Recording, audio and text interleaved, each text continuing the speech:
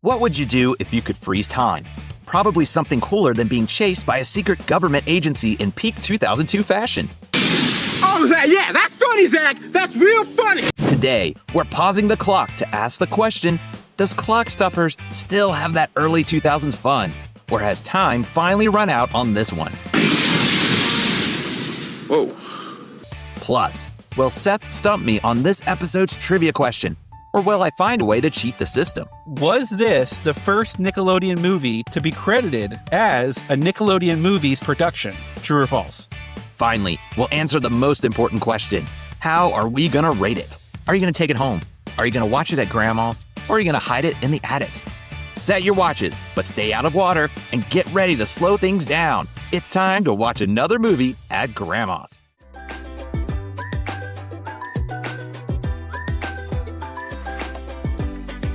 Hello, please come in. There's some fresh cookies in the cookie jar. There's a pitcher of Kool-Aid on the counter.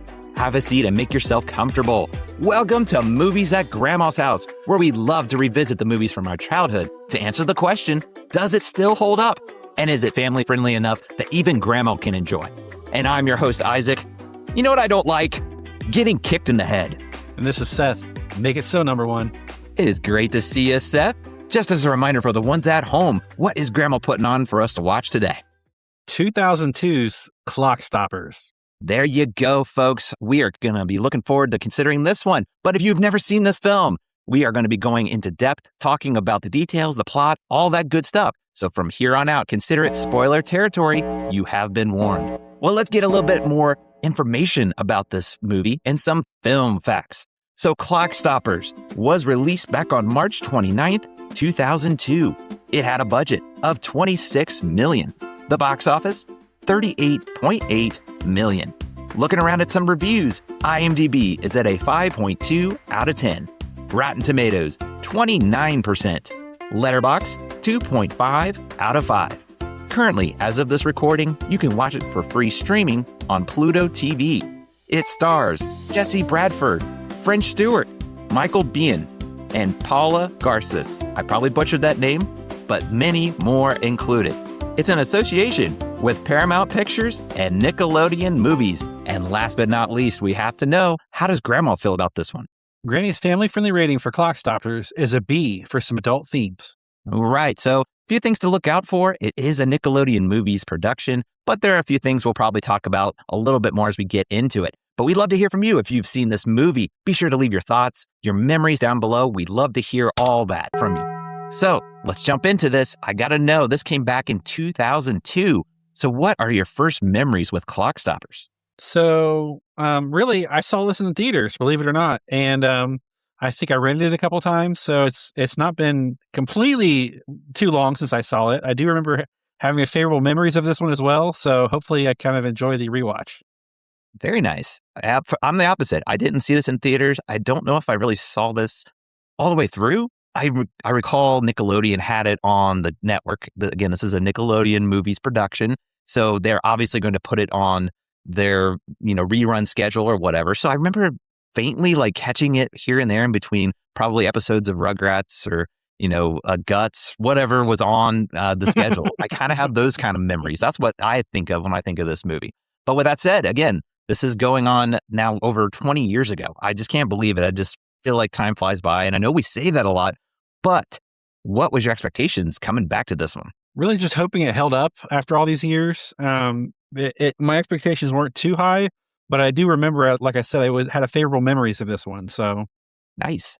I was just I'm coming into it fresh. So I just hope it's entertaining. It's going to have obviously some vibes of Nickelodeon. And I love that. I mean, take me back. I'll relive those times of just being a kid again, kids rule, those types of things. And of course, with my kids, that's kind of on the checklist. Hopefully they can enjoy it. We have a good time with it. And like you said, it holds up as much as I didn't see it at the time. It still can be something for modern audiences that they can enjoy. Well, before we get to Plot Rewind, let's pause just a moment to hear from our sponsors. Hey, love movies as much as we do? Then bring the experience of the theater to your walls with movieposters.com. Whether you're into the classics, the blockbusters, or indie gems, they have something for every single film fanatic. As a listener of our podcast, you can save up to 15% on your order right now. Just use code Grandma's House at checkout. head to movieposters.com and let's build your ultimate collection today. All right, let's take the VHS out of the cover. Let's put it in the VCR and press play.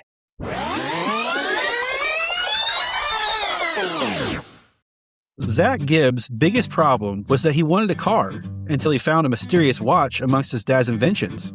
Him and his new friend Francesca find out that the watch is able to nearly stop time. But there's a problem, people looking for the watch.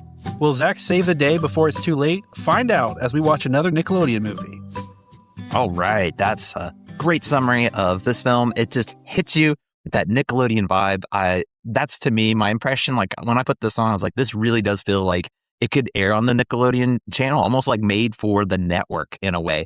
And I made a note. I was like, 2000 music soundtrack engage, because it just hits you with like Blink 182, like almost your 2000s punk. So man, it just is like a time capsule. It just took me back to 2000s. But I got to know, again, coming back to it, what was your first impressions with this film? I have to say, besides the music, it was much cheesier than I remembered, but still fun. I still enjoyed watching the courting dialogue and the action sequences. We'll get into that. Yes, it is on the corny side, I will say. There's a lot of just silly elements. It's kind of got serious elements to it where the plot is stopping time. So there's obviously getting into the wrong hands. There's kind of that hint of the dark side of this cool power of being able to stop time with your watch and falling into the wrong hands. What could happen? So it kind of goes there a little bit. It doesn't flesh that out as much as you'd probably expect, because again, this is aiming for the Nickelodeon, kind of family friendly. We'll talk about more. It's not all family friendly, but for the most part it is. And that is exactly what you're saying, though. It kind of is like this plot could go places, but it holds back a little bit. So it almost comes across cheesy at times. I do agree. But there's fun. I do agree with that. Just the idea is really interesting. It is unique. There's a lot of those types of time travel or time stop concepts, but just having a watch, just having something where you press a button and instantly stops. I think that's really cool. Just obviously for a kid, but even as an adult, I was like, that's kind of cool. What did you think of that element when it comes to the story and the plot? So I thought it was a pretty cool plot. The concept was very well done, but the execution of the movie wasn't as good as the premise. That being said, a fun fact that I didn't write down, which I think is appropriate to this section, is that I believe Orson Welles wrote a book about time travel, and this was based on that, but yet it was a different kind of time travel or whatever you want to call it. You know what I mean? But it was loosely based on it. And I think that's where they got the great idea from, but just executing that idea wasn't as strong as I feel like they could have been. It's nothing due to one person's error. I feel like it was a number of errors that led up to making it not as strong as like I said, as it could have been. Yes, that's a great point. I think it's a great concept. And I go back to, that's why it kind of feels more like a Nickelodeon TV network, like straight for TV, not like a theatrical release, if that makes sense. Where, yeah, it did kind of feel like there was a few missteps. Like I'll just say it right now, the special effects doesn't age the best. That's one thing you can say. But a lot of films are like that. Let's just get that out of the way. It's not like you're picking on this. It's just natural. A lot of these movies relied heavily on CGI. And at times it was good. Like, don't get me wrong. I was actually like, that's still pretty good. Like the bee, it kind of looked wonky at times, but then other times it looked pretty good. So it was just, that's a great point you say. It was just not executed quite how you'd hope it would. Yes. That's kind of what comes to my mind is the special effects. But is there anything specific you just thought was like, man, I wish I would have went a little farther? I mean, so some of the action sequences were cooler than others. I feel like they were trying a little too hard to make it a cool movie. Which they didn't need to do. It was, the concept was there. Like it was, you don't have to try hard when it's there. And I feel like they were just every little step, they were trying to go a little bit further to making it cooler and cooler. And they didn't need to do that. They could have backed off a little bit. And I think it would have paid off a little more than what it ended up being. Yeah, I agree with you on that. Like I do enjoy the car chase. That was pretty cool concept. Like they bump into each other. And that's the whole premise is as long as you're touching someone else, they also will be in that time zone of it stopped. And even as small, that's a great point. I actually appreciated the smaller things. The ones where they tried to go all out, it was a little over the top. Yeah. But little subtle things I enjoyed because he's arrested and he's in the hospital and he goes into the bathroom and that's where he gets his watch to work again because it was in the water. That's another concept. If it gets wet, it'll ruin the watch. He gets it to work from the dryer and they're coming to get him, the government agency. He dresses up as one of the cops and it just remains frozen. it's so small, but it's a clever little like, yeah, that's cool. It makes it kind of like this thriller, like not spy, but it's more like that subtle. Not I don't want explosions all the time or this or that. Like you said, it didn't come across as well as it should have. I completely agree with you. But there's some fun to be had here and there. Now, with that said, you got to have good characters that go with the plot. So what did you think of the characters? All right, I'm going to try to talk about almost all of them. So Zach was really cool. I love that he played guitar and that he wanted a Mustang, which is right up my alley. That was you all the way. Yes. Yeah. Francesca was well casted. I thought Dr. Doppler was funny. Meeker was a lot of fun. Maybe sometimes a little bit too much. We can get into that later. And then his mom and dad were also well casted. I thought this cast really did well for what they were given. And it's a little out there. Like the concept is a little out there. So it takes a lot of grounded people to pull that off. And I thought they did a good job. Yes, it's a solid cast. And I agree. They did a good job with the material they were given. And at times that cheesiness did come through. I think that was more of a material thing more than the acting. I picked up on that because I'll be honest, there's a few times where I was like, that wasn't the greatest delivery, but it was also kind of a cheesy line or it was a cheesy dialogue going on where I was like, kind of like, that just didn't flow right. And I think that again, that's the material or the director. I don't have any problem with the casting though. Yes. I mean, French Stewart, that also took me back because he was everywhere being on Third Rock from the Sun and all these other little projects like this during the late 90s and 2000s. So I think he did a great job of kind of that snarky, sarcastic guy that gets pulled into this program of stopping time and he's aged. That's the other concept is that when you stop time, you're still aging and you age rapidly as a matter of fact. So he was great. I thought he was a great kind of play off of the cheesiness and everything going on there. I think that stuck out with Zach. I was thinking of you the whole time. I was like, oh yeah, he's got this flying V guitar. Like that's just awesome. And then he went I was like, Seth, that's totally Seth right there. I immediately thought of you. I do not have a Gibson though. It wasn't, was it? It was just that shape. It made you think it was a Gibson. It was a Gibson Flying V. That's a very expensive guitar. Okay. I was trying to look. I couldn't tell on the. It was a Gibson. I checked twice. Awesome.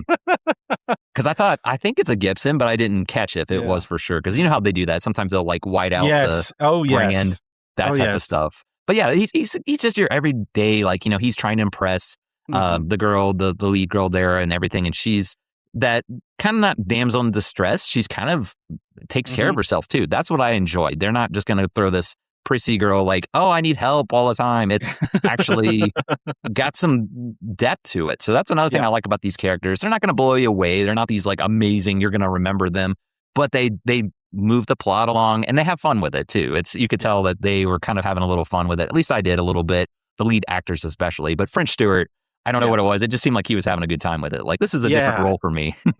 if I could say real quick, I think you deserve a pat on the back because I think where they went wrong is that I just checked. There's 4 writers for this movie. Oh, yeah. And that's why we have some good dialogue and we also have some bad dialogue. We have some good scenes and we also have some bad scenes. Because if they had 1 or 2 writers, it'd be more easy to be cohesive. When you have 4 writers, it's going to be all up and down. So, yeah, that's probably where they went wrong. We'll talk about Jonathan Frakes as the director. I think he did an amazing job with what he was given and turned out really well on his end. But the writing, I think, was good and bad. Yes. Yeah. You kind of give it a little good, you kind of get a little bad. But that makes sense. Yeah. 4 writers. We don't want to point at specifics. Maybe it was a mixture, like one person, not just one person was bad and one person was good. Maybe it was a collective effort where they're trying to get. Typically, you're trying to write something and then somebody else throws in an idea and it kind of spirals and, you know, that kind of happens. So I just feel like that probably happened a lot in this picture. Yeah. Like, and the thing that comes to my mind is the DJ scene. That just didn't age well to me at all. No, it didn't. It was really clunky. That would be one I'd point a finger at. Like if you want examples of just something with the flow, it takes you out of the movie. They had a good momentum builder up to that point of showing how time worked. And I get it. You got to have like these side, like realistic, hey, his friend wants to be a DJ. So there's this DJ off or whatever you want to call it. But it was just the execution was not there. I was kind of cringing a little bit during that whole scene. Like it doesn't work for me. But you felt the same way about that scene specifically? Yeah, that scene it stood out as odd with the rest of the movie. Now, what's funny is leading up to that, it was fine. That scene was awkward, and the scene after it was fine. It's like what, could you have worked on it a little bit harder, or maybe gotten rid of it, or you know what I mean? So I don't know. Yeah. The flow was not there. That's for sure. And you'll find that throughout this movie. Like another example I'd throw to is like the romance that's going on with Zach, Yeah. and I keep forgetting her name. That's terrible. Francesca. But yeah, like it does a good job of, she doesn't really like him at first, and he kind of puts on the charm a little bit, and you can see that kind of developing where, okay, now she's starting to kind of take a liking to him. He drops her off, goes back home, and that's where they break into his house, and then he rushes back. And she just almost acts like nothing happened. I don't know. Yeah. I felt there was a disconnect there. And that's where you're saying maybe the writers didn't keep that momentum. I can't explain any other way. It was just really clunky. So that's another one I would use is just, man, I wish they would have just ironed that out. It was obviously off as you're watching it from start to finish. It just didn't have a flow consistently. At times they're great, but then others, you just kind of, it pulled you back a little bit, especially I would say since with my kids, they're not a big fan of romance. And it's like, if you're going to do it, you need to do it the right way. So that's another one I would kind of point out. But any other scenes or quotes, those types of things to throw in? I got a couple quotes and a scene I want to talk about. First, the quote that I really enjoyed out of this movie was, "I love my country. Now give me the watch so I can go to Costa Rica." I laughed out loud at that one. That was a good one. I love that. And it's so them. Like they pull it off so well. I don't know. There's something about that was part of the getaway, right? With the van or whatever. Yeah, like he's trying to get the watch from Zach, I think, and he's got like he got the dump truck or something. I think that's when that happened. So he's like, it might have been. Yeah, it might have been that scene. That scene was rush well to done. escape, it's a little line you might blink and miss it, but it's really clever. Yeah. And then they're looking for they got to get parts for the watch, and he goes, he's like, you can't find these at Radio Shack, and I just love the Radio Shack line because it puts me back in the mind of my childhood when Radio Shack was like the place to go if you needed like tech, like you know what I mean. And I just it dated the movie, but it felt great. It did. That's what I'll really give praise to this movie. It does that. Like you said, you hear Radio Shack, you think malls, you think its own shop, like you said, places you would go to. You just don't see that as much. Everything's just ordered online, but you still have that like memory, that charm from that time period. So I love those. Yeah, when they throw it around. I liked just a random quote to throw in there. He's trying to get the money for the car, and his sister needs money. So she asks him for money, and he goes, buy a car, give money to Satan. If you have siblings, you're just teasing, funny. So you felt that like sibling clashing going on. It's just so out there of a quote. Like I wasn't expecting it. That's probably why I chuckled at it too. I love it. But yeah, any other scenes or things you wanted to talk about? Yeah. So there's a scene I loved where they learn how to use the watch, and Francesca runs her fingers through the water.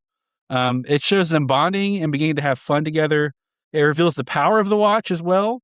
And it just was very well executed. I think that's one of the scenes you were talking about where the CGI actually worked. Like that actually, when she's moving the water droplets, that looked amazing, especially for 2002. That was really well done. They probably spent most of the budget on that. You're probably right, because that's what I remember from trailers. I faintly remember trailers, and that's one they really put emphasis on. Yeah. And like you said, it is really good. So I would too. If I was in charge of putting the trailers together, I'd be like, we need to put that scene out there. It's just a shame that they didn't have consistency. It didn't need to be amazing like that, but the drop off was just like, you got that scene where it still holds up today. I would say it's not going to blow you away today, but it's still like, that's pretty good. To like, oh, that was kind of bad. I wish they would have just, not like you said, maybe they put all the budget into like 2 scenes and then the rest they kind of rush through. But who knows? It's one of those what if questions, you can always think about. Okay. Well, you were talking about some possible fun facts and stuff. I'm really interested. Again, this is a Nickelodeon production, so let's hear it. All right. You're going to love these. So I've got a couple fun facts this time. The first one, this is the first feature film directed by Jonathan Frakes that was not in the Star Trek franchise. Okay. So I thought he did a really good job. That's a big, gigantic budget to come from, and then to go to this is, not quite the same. And you're spending different things on that budget. And so I think he did a good job. I really enjoyed the directing style of the film. There was a few scenes I would have cut out, but it's not the director's fault by any means. It's probably production, like in overseeing it with the Nickelodeon, chairman or whatever that wanted certain scenes in the movie. But I thought he did a good job. What did you think? I thought so too. Like, and especially with the sci-fi element, with time stopping, I could see this as maybe one I wouldn't know if he would seek it out, but maybe when it came across, he was like, yeah, that would be a different take to try out. And I agree. He had a good direction of it. I have no gripes with like the style. It kind of has a unique style to it. So that makes a lot of sense though, when you're saying like his, where he's coming from going to this, it feels like it was something he wanted to do. Like it was up his alley. And the second one I've got is that the actress playing Francesca was actually 27.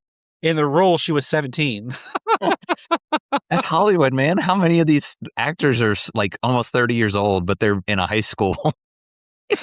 What was that? I'm thinking of a TV show, and it's a meme now where it's set in a high school, and there's a guy at a locker, so it shows the back of his head, and he's bald. He's looking like it's like, come on, Hollywood. You can. She did a great job. Do not get me wrong. So I'm sure she impressed them with her acting and stuff, but it's like, if it wasn't that she looked younger, it's like, come on, get someone that's a little closer to the age. So I just shake my head about that. She did a great job. She had a lot of dialogue, and I thought it was very well executed. Probably one of the highlights of the film was her interjections and things, and I liked that. So that was nice. Yeah, I agree. All right, so it's time for our fun fact trivia question. Are you ready? Oh, I'm ready. I hope I don't get slimed on this one. I'm making another true or false. So true or false. Okay. And I'm thinking you'll get this one. So was this the first Nickelodeon movie to be credited as a Nickelodeon Movies production? True or false? Because Harriet the Spy was the first one that was Nickelodeon, but it wasn't called possibly Nickelodeon Movies. I was thinking to myself, it looks different. So I'm going to say true because I think they changed it. You got it. True. Right. Yeah. Yes, they called it it was credited as a Nickelodeon movie production. Whereas I think before it was like Nickelodeon Movies or Nickelodeon Productions, and they added the extra word. That's you I didn't do my research on it, so I hope that's right. But that's what I found. You almost got me there because I'm like, this was not the first Nickelodeon. That's why I'm sure you phrased it that way, because this wasn't the first one, but something was telling me, I think it was, like you said, something like Productions or Nickelodeon Studios. I'll have to look that up. Yeah. Yeah. But I don't know. There's something telling me. My gut was telling me that it was. So, all right. Good You didn't job. stop me this time. Good job. But thank you. I don't know what it is about this season. I'm doing much, much better than last season. That's for sure. Still tricky questions, though. So, I don't know. We'll see if I can keep it going. I think you will. We'll see. We'll see. Well, before we get to our rating, we like to look around the net. We like to see what kind of thoughts are out there. So, Seth, what kind of reviews are you seeing? All right. So the first review is not the Chris Brown, but it's Chris Brown 6453, who says, an awesome break from reality, 8 out of 10. A very solid rating there. Yeah. I mean, that is true. It's kind of a different, again, like we were talking about, the unique concept is kind of different. It does have its cliche cheesiness like we talked about, but it's still unique. So that's a solid one. Yeah. And the next one is Sunny-22 said, good idea, weak movie, 5 out of 10. Okay. Right in the middle. I think 5 is, you're saying it's about average, but I can't help but agree with that. Like we were talking about, just the execution, it did fall flat at times, but you can't knock the concept and story. It's a really cool concept. Okay, so I think we've had this one on before, so I'm coming back with this one. Odd Job 99 says, okay film for a one-time viewing, 5 out of 10. Okay, so another 5 out of 10 there. So I kind of can see that. Like if you don't really have the nostalgia, that might be the case for some that when they're coming back to again, 2002, this is 20 plus years ago, but some elements hold up, some don't. Some things that we don't talk about very often is that like late teen movies. Yeah. And it's kind of an awkward setting for a family movie because you're looking for like a kid's movie or like an adult movie, and this is right in the middle. And they don't always jive very well. And I feel like that had a little bit to do with it. Do you think that too? You're probably right. I think that's a really hard way to capture that because you're trying to appeal to, I agree with you. This is more like your teen because obviously he's in like high school. I would say that I think they might even mention it's high school, but it gives you that impression. And he's obviously got this love interest and he's trying to get a car. So that would appeal more to your late teens, but that can come with a lot of different things. That's not always family friendly if you don't execute it the right way, I should say. Yeah. So that is a very big challenge. I tip my cap to ones that even tried to go that way, because I would be like, I don't want to touch that. I don't want to go that way. But yeah, that gives us a little idea of what's out there on the thoughts. So thank you for sharing those reviews. But we also like to look at the kid test. So again, this was a Nickelodeon Movies production. I have 4 children, 5 total actually, but 1 is a newborn, so we don't count him. But the other 4, we'd like to just see what their reactions are. So I have a 10-year-old, 8-year-old, 6, and a 3. I'll just say, for the most part, they didn't hate it, but they weren't really into it. And that goes back to what you were saying about the teen. I think if they're a little older, they're probably going to get into it more. But my oldest, he didn't like it. He's at that stage where he doesn't like the romance, and he's just like, ew. So that kind of comes with it. That was kind of an uphill battle for him. My 8-year-old said it was okay. He actually gave it a rating of watch it at grandma's. So he seemed to enjoy it at times. There's some funny, kind of like fart burp jokes. That's what they love right now. There's a few of those kind of jokes. So I think overall they didn't love it, but they didn't, outside of my oldest, really hate it. They were just kind of in the middle, like it was okay. And that was the same with my 6-year-old and 3-year-old. He was just kind of distracted with stuff. That's how he is. If it's not animals or things like that. So maybe a fair warning if you have kids, maybe if they're a little older, they'll appreciate it. But it's hard to say. Maybe they'll get into the sci-fi element of it, especially if kids like time travel. They might be able to enjoy it. All right. Well, let's get down to it. It is that time to give our official rating. So I'm going to start with you, Seth, and ask you the question for Clockstoppers. How are you going to rate it? Are you going to take it home? Are you going to watch it at grandma's? Or are you going to hide it in the attic? All right. So as I alluded to, I liked it a lot more when I was younger. So honestly, I'm not really sure if it truly held up. But that being said, I'm going to watch this at grandma's, hoping to revisit someday. Yeah, I completely understand that. I really wanted to like this one. Like, I think this is awesome because I really like that concept. We keep saying it over and over again. We're kind of a broken record, but it is fun. Just thinking to yourself, if I had a watch and I could stop time, the possibilities. I mean, a lot of people think probably you're going a little too far on stuff, but to me, it's like, I don't have to feel rushed as an adult. For me, it's still a cool concept, especially for kids. But as an adult, you're like, yeah, that's a really cool concept. So that's why I have to stress the story. It appeals to everybody. I think everybody can enjoy that story. But there were some things that, like you said, it just did not age well. It was kind of unfortunate because it was like right when I was starting to get into it, I get pulled back out. So it was this start, stop kind of roller coaster ride. If you're going down the hill and you're like, yay, and then it just hits the brakes all of a sudden. That's maybe an extreme way of describing it, but that's how it kind of felt at times.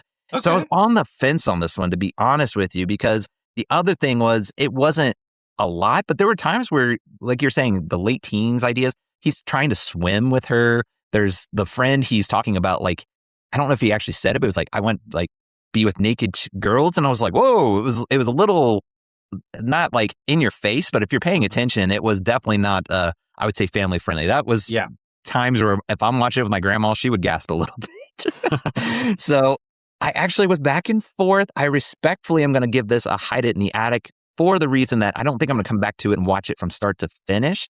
I recommend it. I would probably say, watch it for yourself, see what you think. But for me and my taste, I don't know. I was a little jarred at times. I wish there's just a little bit more consistency. I probably have it as a watch it at grandma's. It was really close. But overall, for now, I'm going to respectfully put it as a hide it in the attic as my rating. All right. So there you go, folks. Another movie in the books. This was so much fun, capturing that nostalgia of Nickelodeon days. Oh, take me back. I wish I could go back to those times. Those were just being a kid again. That's something that's so great about Nickelodeon. And it was a lot of fun to revisit. But before we go and wrap things up, Seth, why don't you tell the good people where they can find and connect with us? You can find us on YouTube, Facebook, Instagram at Movies at Grandma's House, and on TikTok at LADX Media. Feel free to email us movie suggestions, memories, comments to moviesatgrandmashouse@gmail.com. We have an excellent newsletter, so check that out, as well as a revamped Patreon with exclusive content for our loyal fans. And as always, we are brought to you by movieposters.com, so please use code Grandma's House, that's all one word, at checkout for up to 15% off. That's it. Yeah. Be sure you're on our newsletter. We love to give away the free poster from movieposters.com. All you got to do is be on the newsletter. We're having so much fun behind the scenes. We're doing a lot of bonus content. So if you want to support the podcast, also check us out on Patreon, like Seth said. All those links will be in the description, but be sure to follow those links that Seth brought out. if you want to be a follower, join in on the fun and the community. Well, that's going to do it for our time at Grandma's house, but don't worry, we will be back soon. So in the meantime, remember to be kind and rewind. We'll see you next time. Bye, everybody.